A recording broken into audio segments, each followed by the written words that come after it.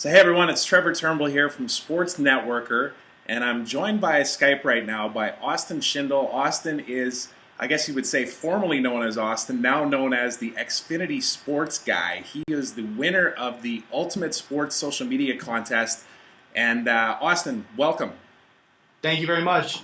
Yeah, really looking forward to chatting with you about this. Obviously, you're working a job that I'm sure everybody that follows our website would love to have. So before we get into your background and everything else, first of all, tell us, how has this first month been for you?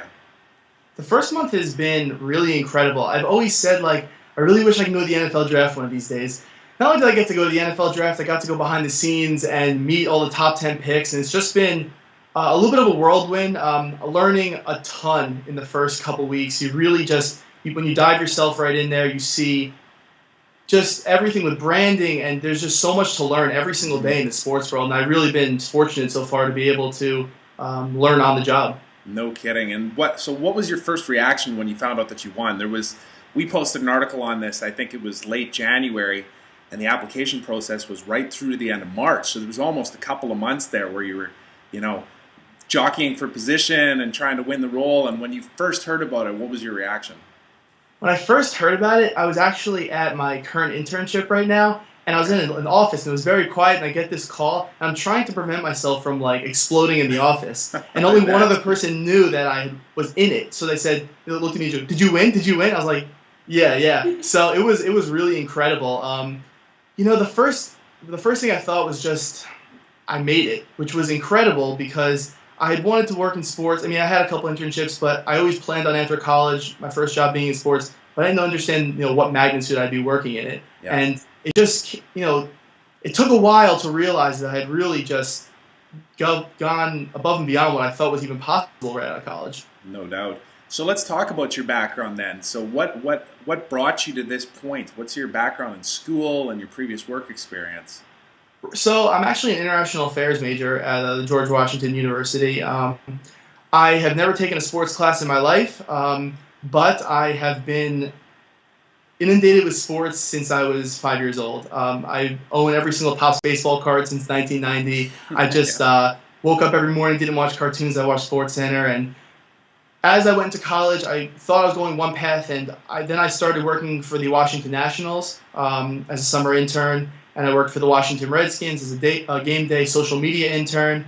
And those two internships are really important for me because what they said to me afterward was, even though at the time some people don't think those kind of internships are valuable, I realized I no longer was afraid of the athletes. I understood the arenas. And so that was my background. Those were my two big internships. And from there, I also wrote for BleacherReport.com. I was an intern there. Then I was lucky enough to be hired as a featured columnist. I worked there for about a year and a half before this contest came about. But that's really my foundation of where I really started in sports. So do you feel that background and experience of working the internships and then ultimately writing for Sports Business Nation had helped you get this job? And in what way do you think? I think it did help me because, like I said, when you're at these internships and you think all I'm doing is handing out papers or doing these little things, when you're on the field, you realize you learn a lot, and you learn little things, but you don't think about them until later on. And when I went to Doral Golf Course for the finals, and I was sitting next to Tiger and I was sitting next to Rory McIlroy, I was like, I'm here for a job. These guys have their job. I'm here for my job. I'm here for a reason. And I think that was really important. With Bleacher Report, I was constantly researching, nonstop. They'd give me a topic and they'd say, one article I had to do was the top 100 players that will never make the Hall of Fame. When I got that, I was like, how am I going to find 100 players? And so I did a Bill Simmons style pyramid of the top 100 players. And that took me, I think, 3 days straight of just sitting at my computer and going through Baseball Reference and all those different things and just learning and just continuously learning. Yeah. So tell us so far along the way, what's been the highlights? You obviously mentioned standing next to Tiger Woods. You've done some pretty cool stuff so far. You've been at the NFL draft. You mentioned you were at the opening day for the Philadelphia Phillies. What's been the highlights so far on the trip?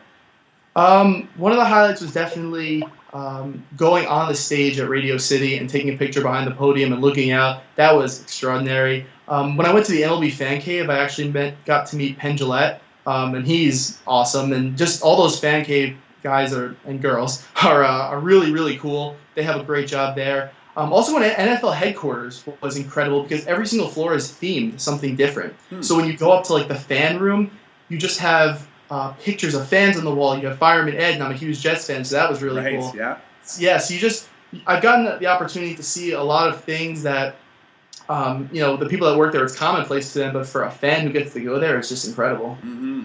So in this role, then, obviously, XFINITY was thinking, okay, we got to put somebody who has their finger on the pulse, a true fan, into these places to give the behind the scenes.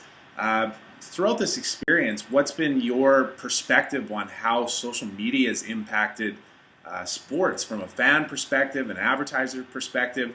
I guess what I'm saying is, why do you think they hired you to represent the brand?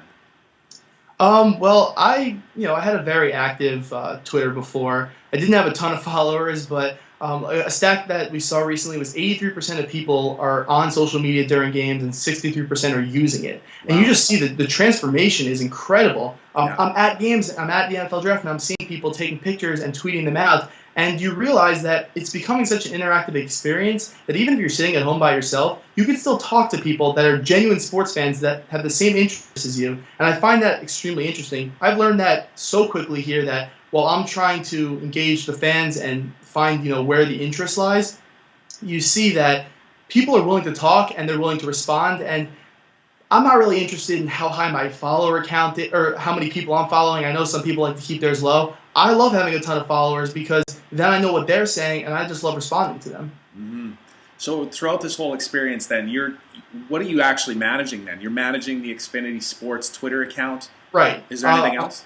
Yeah, I'm managing the XFINITY Sports Twitter account on a daily basis. I am writing some blogging, a little bit of writing that we're not really sure where it's going to have a home yet. I'm taking a lot of pictures that we're starting to make photo blogs for, and we're in creation for that.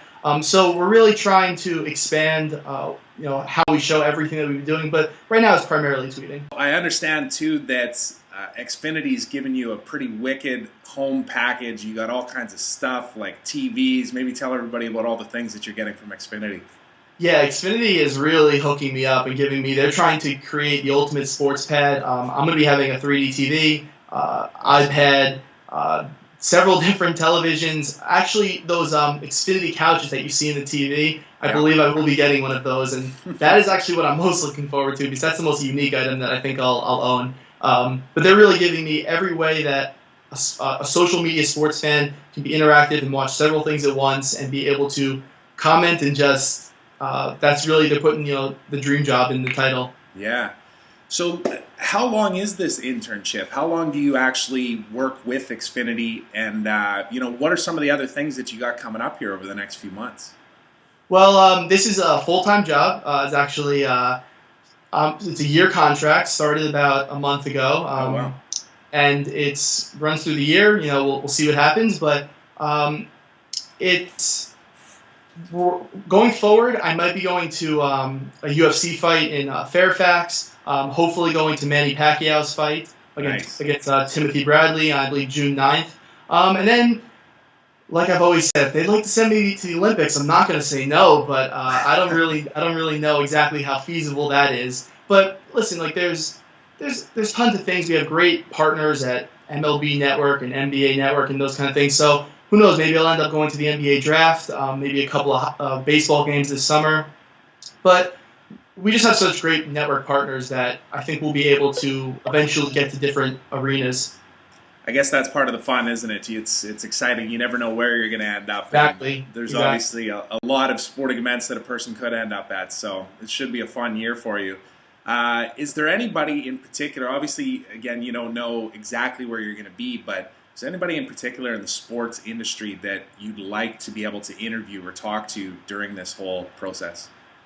I've always loved Rich Eisen from NFL Network. I think he'd be he's really interesting. There's Peter Gammons from MLB Network. He's also a huge star. There's so many great personalities. Mike Mayock from NFL Network. who, I've really been fortunate so far with who I've been able to meet, and just being able to sit down and talk to some of the people who not only are great with the game, but study the game, know it, and are able to have such great Twitter followings. I think those people would be great to interview. Mm-hmm. Yeah, and you get to learn from them along the way, right? I think that's probably one of the best parts about this experience that you're going to get. Exactly. Is the contacts that you're going to make and the learning process along the way. So, again, we started off this interview. There is a ton of people that would want your job, and there's a lot of people that are going to be watching this and thinking, what can I do right now? What's the first step I can take to try and go and follow in your path? What would that advice be that you would give to those people?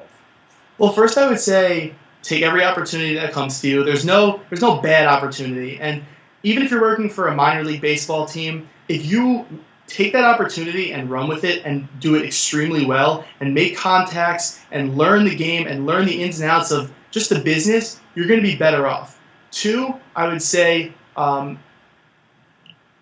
you have to relax a little bit, because I got lucky. Listen, with how I got some of my internships, I had some friends who said, I know someone who knows someone. I know you love sports. So just be proactive. Always kind of like keep your first of all, keep your Twitter and Facebook clean. I think that's something that you don't think about while you're tweeting, but people look at your Twitter if they're going to hire you. That's the new thing. But just work. You have to work so hard, and there's a lot. Listen, there is some sacrifice that comes along with it. I was writing some Bleacher Report articles late at night when I had schoolwork to do, and I didn't really want to be doing it. But it works for any industry, but especially sports, because there's so many different things you can do. Learn what is out there, go for it. Just you have to. The hardest thing is investing in yourself and trusting yourself that you're going to be able to go to this internship and outshine 5 or 10 other guys and girls. But trust yourself. If you know sports and you know you're going to work for the Nationals, learn everything about the players there, learn everything about your bosses, because it's all out there. Yeah. Great advice. Obviously, we advocate for that here on Sports Networker as well, and you spoke to this. Your first impression is essentially what you're putting out there online. So, your Twitter account, your LinkedIn profile, it's important to really keep that up to date. So, Austin, hey, thanks very much for doing this. Really appreciate it. Wish you nothing but the best here going forward. It's going to be an exciting year. We'll no doubt be tweeting back and forth throughout the whole season, and best of luck to you. Thank you very much. I appreciate it.